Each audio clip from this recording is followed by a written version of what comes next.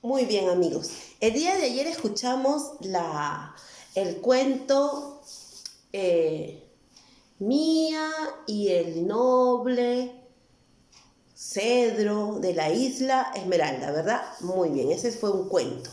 Hoy día vamos a escuchar una historia bíblica. Y ya aprendimos la vez pasada que una historia es algo real, algo que sí sucedió. En cambio, un cuento es algo inventado de la fantasía para entretener. Muy bien. Entonces, hoy día vamos a ir a nuestro libro de 100 historias bíblicas para niños y vas a escuchar. Hoy día vamos a hablar sobre algo maravilloso que hizo Jesús cuando estaba acá en la tierra. Como tú sabes, Jesús era un maestro, ¿verdad? ¿Y qué enseñaba? Enseñaba los mandamientos, la palabra de Dios, el cómo Dios quiere que nosotros nos comportemos cuando somos sus hijos. Bien, entonces la historia de hoy se llama 2 peces y 5 panes. Escucha bien, conejito, porque tú no sabes lo que pasó todavía con 2 peces y 5 panes. Muy bien, la historia comienza así. Dice, llegó el día en que el rey de Judea hizo que arrestaran a Juan el Bautista, el buen amigo de Jesús, y ordenó que lo mataran. ¿Te acuerdas? Juan el Bautista era primo de Jesús y lo bautizó a Jesús. ¿Te acuerdas que Juan decía, ¡ay, no! ¿Cómo tú vienes para que yo te bautice? ¿Y qué dijo Jesús? Tenemos que dejar que se cumpla la ley. Y cuando bautizaron a Jesús, se abrió el cielo y se escuchó la voz que decía, ¿verdad? Este es mi Hijo amado en quien tengo complacencia. Y el Espíritu Santo en forma de una palomita se posó aquí sobre Jesús cuando fue bautizado. Bien, a ese Juan el Bautista llegó el tiempo y lo mataron. Y no te voy a contar cómo murió porque murió bien feo. Mejor si te cuento. Este rey de Judea se llamaba Herodes y tenía una media hija, que era la hija de su esposa. Y esta media hija de su esposa estaba media loca.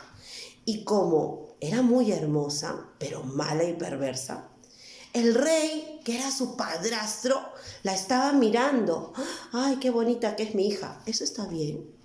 Que un adulto mire a alguien más pequeño y que le parezca bonito así. No, este hombre era malo, la miraba a esa chica con malas intenciones.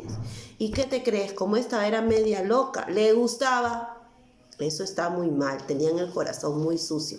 Y como Juan el Bautista sabía todas estas cosas, siempre les decía, arrepiéntete, respeta a la hija de tu esposa, porque también es tu carne, no la puedes mirar así, tan feo. Y esta muchacha también le tenía cólera, porque cada vez que ella se ponía bonita, le pedía cosas al rey y el rey le daba todo lo que quería. ¿Te imaginas? Qué malcriada, ¿no? Pero eso era porque en su corazón no tenían a Jesús. Bueno, esta chica que se llamaba Herodías, le dijo, un día estaba bailando y el rey estaba así como un zonzo mirándola y le dijo, lo que tú quieras te daré. Imagínate, ¿sabes lo que pidió esta mujer mala y perversa? ¿Así lo que yo quiera me vas a dar? Sí, le dijo, quiero la cabeza de Juan el Bautista en una fuente. Sí, donde pones la torta, así, en una fuente. Y el rey, malvado, perverso, lleno del diablo, lo mandó a decapitar, a arrancarle la cabeza, cortarle la cabeza a Juan el Bautista y se la trajo en una fuente a Herodías. Yo creo que el rey Herodes y la Herodías se deben estar quemando en el infierno por malvados, por hacerle eso a los hijos de Dios. Bueno, Continuamos. Mataron a Juan el Bautista. Cuando Jesús se enteró de la noticia, estaba predicando, hablando de la palabra de Dios junto al mar de Galilea. Se puso muy triste porque no solamente era su compañero, era su amigo, era su primo. Se puso muy triste y quiso escapar a las multitudes que lo seguían donde quiera que iba. Jesús estaba triste y de repente yo creo que quería llorar, porque cuando se muere una persona que es nuestra familia, que la queremos, nuestro corazón se pone triste y está bien llorar. El llorar es muy bueno, pero un tiempo, no vamos a pasar llorándonos 5 meses, no, un tiempo, todo tiene su tiempo, dice la Biblia, un tiempo para reír, un tiempo para llorar, un tiempo para trabajar, un tiempo para descansar, un tiempo para leer, un tiempo para estudiar, para todo hay tiempo, para vivir y tiempo para morir, también dice. Este era el tiempo que Jesús seguramente quería estar triste porque se había muerto su amigo, su primo, ¿verdad? Y resulta que como hablaba tan bonito, muchas personas venían hacia Jesús a escucharlo y no podía estar en ningún momento solo, porque si se iba al parque, mucha gente lo seguía. Si se iba al mercado, más gente había ahí que decía, Jesús, ¿qué tienes que decirnos? Y Jesús no se quedaba callado, siempre hablaba de la palabra de Dios. Entonces, para poder estar solo, dice, a solas un rato, Jesús y sus 12 amigos, ¿te acuerdas? Los discípulos, tomaron un bote para cruzar las aguas. Sin embargo, los cientos de personas, mira, cientos, o sea, 100 más 100 más 100 más 100, muchos cientos de personas que habían ido a ver y a escuchar a Jesús, corrieron por la costa, por la playa. Jesús se iba en el bote, pero ellos estaban ahí en el borde de la playa con el mar, corriendo, porque también querían ir donde estaba Jesús. Corrieron por la costa y a ellos se unieron muchos más que encontraban en el camino. La multitud los estaba esperando cuando Jesús y sus amigos llegaron al otro lado. O sea, Jesús cruzó como un pequeño lago. Un lago es así, aquí contiene aguas. Jesús estaba por acá y tenía que pasar para acá para estar él solito, pero las personas, como querían escucharlo, corrieron toda la costa hasta que lo encontraron. Sí. Bien, Jesús miró a la gran multitud, a la gran cantidad de personas, dice, muchos de ellos estaban heridos, estaban enfermos, esperaban que Jesús los curara. Su corazón sufrió por ellos. Decía Jesús, mírennos, son como ovejas sin un pastor. Porque esos enfermos, esos que estaban heridos, no tenían dónde ir. No tenían seguro dinero para ir a un médico, no tenían para ir a un hospital, no tenían familia que los cure. Pero sabían que si Jesús oraba por ellos, que si Jesús los veía, podía ser un milagro. Muy bien. Dijo, su corazón sufrió mucho. Mírenlos, dijo Jesús, son como ovejas sin un pastor. ¿Tú has ido al campo, conejito, y has visto a las ovejitas? ¿O todavía no? Si no hay un pastor, las ovejas se pierden, se van como locas por donde quieren. Todas las ovejitas necesitan un pastor que las guíe, porque tú ya sabes que las ovejas son ciegas, son sordas, no saben, necesitan escuchar la voz de su pastor. Ahí retumba algo, a ver, yo estoy escuchando algo. Todos los días escucho esa voz, me voy donde está esa voz, porque cuando esa voz yo la sigo, me lleva a comer, me lleva a tomar agua y me regresa a mi casita donde estoy tranquilita, dice la oveja. Así decía Jesús, que esas personas parecían ovejas sin pastor. Aunque Jesús estaba muy triste y agotado, comenzó a predicar y a sanar. Y todavía seguía hablando a la gente cuando comenzó a hacerse de noche. Mira cuántas horas estaba Jesús y no paraba. Él hablaba de la palabra de Dios, sanaba a los enfermos, consolaba a los tristes Y llegó la noche, todo el día Jesús trabajaba. Maestro, ya has hecho suficiente, le dijeron sus discípulos, preocupados por Jesús. Es hora de que todos vuelvan a su casa. Todos necesitamos comer algo. ¿Es verdad? ¿Cuántas personas dice? Cientos de personas. Todo el día se habían quedado cruzando toda la costa para seguir escuchando a Jesús. Esas personas, chicos, fueron muy bendecidas porque escogieron lo mejor.